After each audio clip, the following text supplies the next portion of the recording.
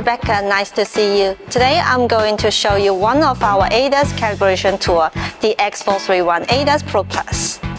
It's a smart solution for collision shops, glass replacement centers, and repair workshops that want to offer ADAS calibration services.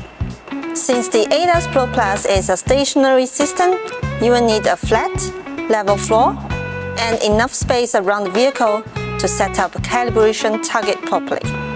Before getting started, make sure your shop meets these basic requirements. Now, let's take a closer look at the tool. This is the main calibration frame, made from strong aluminum alloy. With this button, you can raise or lower the crossbeam and use this handle for fine adjustment. The diagnostic tablet goes right here.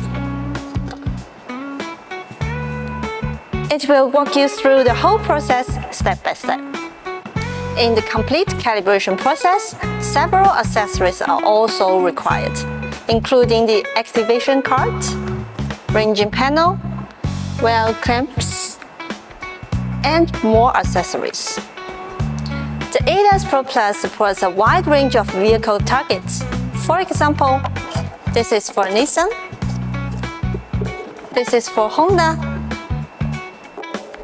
this is for Suzuki, and more are available in the box, which you can get as an optional kit.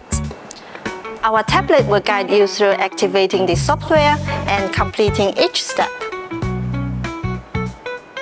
Just remember, before starting calibration, always run a full vehicle health check and save the report. It's needed for the final combined report.